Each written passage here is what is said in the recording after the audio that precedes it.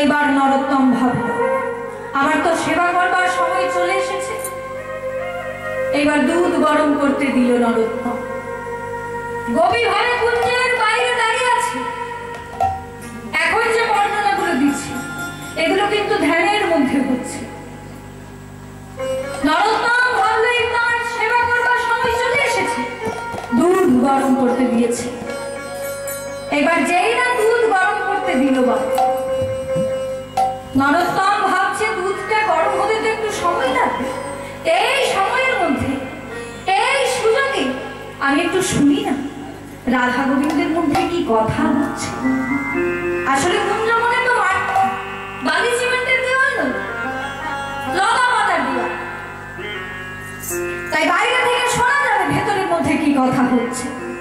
নরোত্তম কান পেতে শুনতে লাগলো। রাধারানী গোবিন্দ চরণে নিজেকে আত্মনিবেদন করছে। বধূ কি আর বলিব আমি,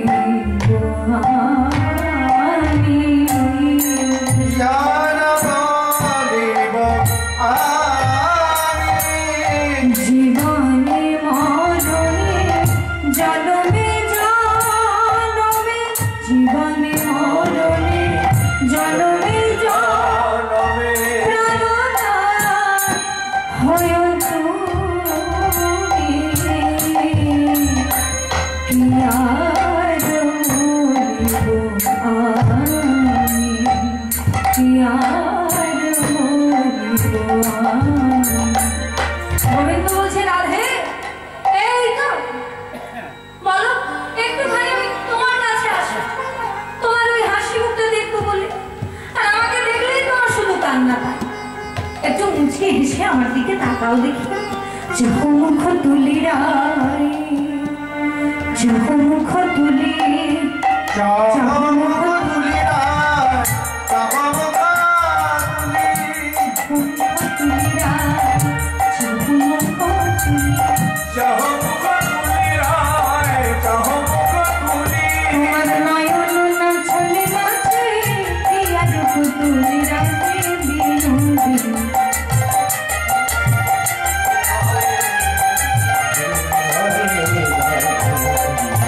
নরোত্তম যত শুনছে তত আরো বিভোর হয়ে যাচ্ছে।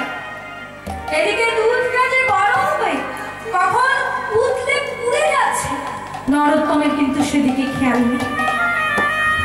যখন দুধটা উঠলে উঠে দুধ পুরো গন্ধ বেরিয়েছে, নরোত্তম চমকে আমি তো কথা শুনবার জন্য ধ্যান করছি না, আমি তো রাধা গোবিন্দের সেবা করবার জন্য ধ্যান করছি। এই দুধটা যদি পুড়েই যায় তাহলে আমি রাধা গোবিন্দের সেবা করবো কেমন? এই বলে যে নরোত্তম ছুটে গিয়ে সেই গরম দুধটা নামাতে গেছে, হাতে ফোসকা পড়ে গেল।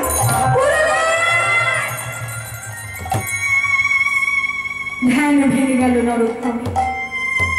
পরের দিন নরোত্তম যখন শ্রীনিবাস আচার্যের গায়ে তেল মাখাতে গেছে, হাতটা চাদরের মধ্যে লুকিয়ে নিয়েছে। গুরুদেব বললেন হাতটা লুকিয়েছিস কেন? দেখি দেখি, যেই না জোর করে চাদরটা খুলেছে,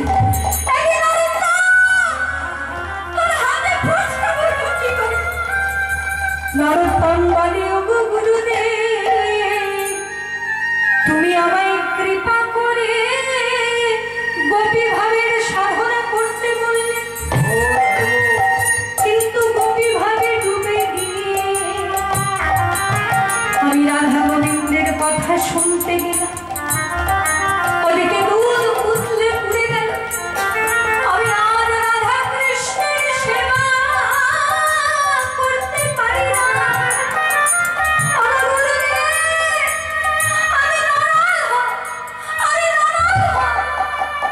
আমি কৃষ্ণ সেবা সেবার যোগ্য নই। আমি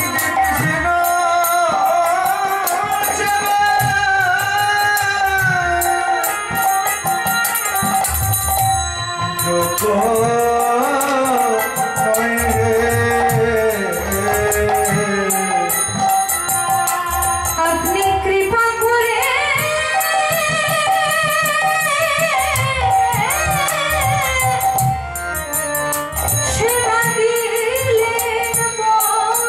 যোগ্য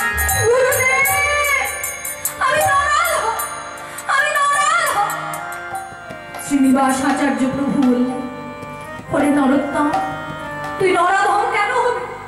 তুই হলি সত্যিকারের নরোত্তম।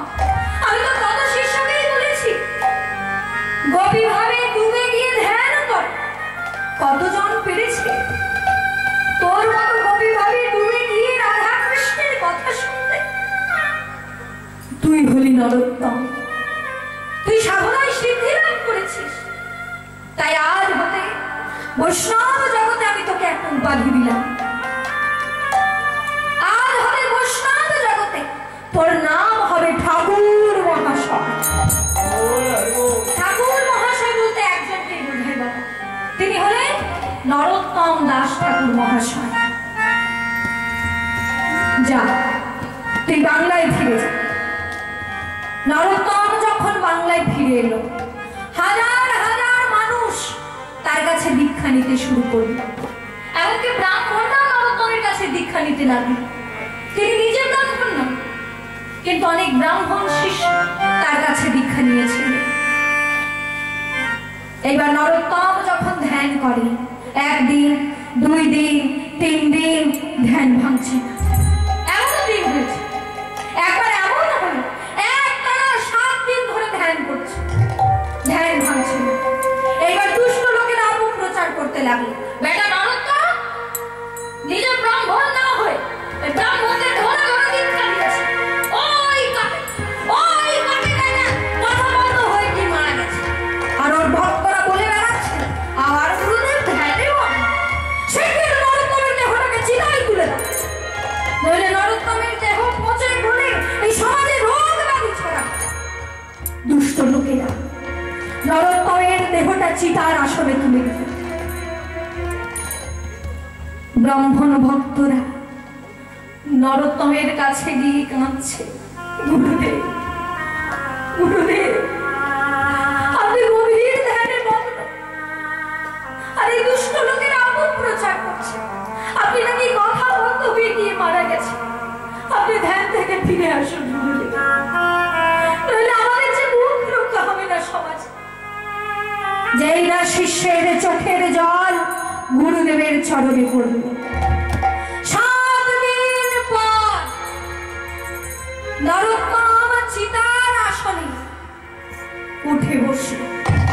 কবে আমার গৌরাঙ্গ বলিতে হবে পুলক সরি, গৌরাঙ্গ বলিতে হবে পুলক সরি, গৌরাঙ্গ বলিতে হবে পুলক সরি, আমার গৌরাঙ্গ বলিতে হবে পুলক সরি।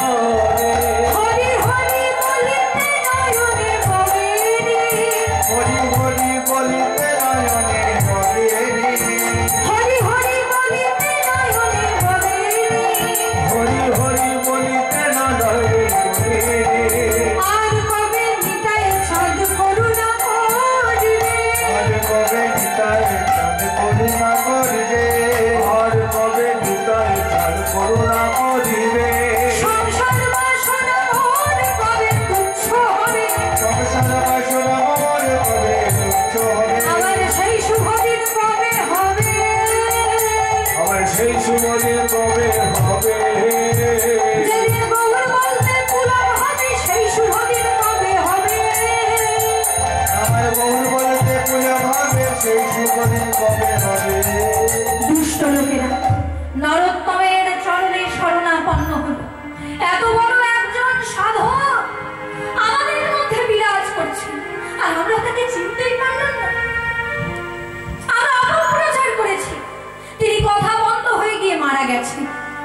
তাই দুষ্ট লোকেরা ক্ষমা প্রার্থনা করলো নরোত্তমের চরণে।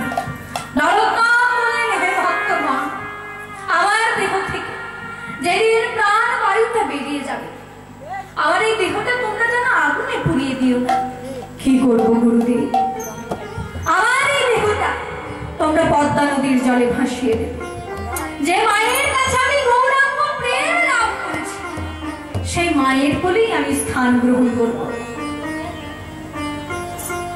তাই নরোত্তম দাস ঠাকুর মহাশয় তার যখন প্রাণ বায়ুটা বেরিয়ে গেছে, ভক্তগণ সেই দেহটা গাম্ভীরা ঘাট থেকে সেই দেহটা ভাসিয়ে দিয়েছে এবং সেই দেহটা গঙ্গা হয়ে পদ্মা নদীতে মিশে গিয়েছে। আপনারা যদি যান দেখে আসবেন, হাজারদুয়ারিতে আপনারা বেড়াতে যান, সেখান থেকে একটু বেরিয়ে যাবেন, গাম্ভীরা ঘাট এখনো রয়েছে। তার জন্য পাসপোর্ট ভিসা লাগবে না। আমাদের ভাগ্য ভালো যে সেই মহাতীর্থ দর্শন করতে গেলে পাসপোর্ট ভিসা লাগবে না। আপনারা যখনই হাজারদুয়ারি যাবেন, সেখান থেকে একটু বেরিয়ে যাবেন, সেই গাম্ভীরা ঘাট এখনো আছে।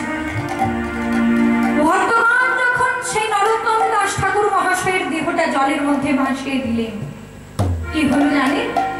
সেই দেহটা কিন্তু পচে গলে যায়, দুধ হয়ে বিলীন হয়ে গেছে। কেন দুধ হবে না? স্বয়ং চৈতন্য মহাপ্রভু যাকে কোলের মধ্যে বসিয়ে দুগ্ধ পান করিয়েছে, সেই দেহটা তো দিব্য দেহ হয়ে আছে। আমাদের মতো সাধারণ দেহের সঙ্গে তুলনা করলে চলবে না। সকলে বলুন, কীর্তনাচার্য বৈষ্ণবাচার্য নরোত্তম দাস ঠাকুর কি? নরোত্তম দাস ঠাকুর কি? নরোত্তম দাস ঠাকুর কি? বিষয় ছাড়িয়া কবে শুদ্ধ হবে? বিষয় ছাড়িয়া কবে শুদ্ধ হবে? বিষয় ছাড়িয়া কবে শুদ্ধ হবে? আর কবে হবে রব সেই মধুর বৃন্দাবন?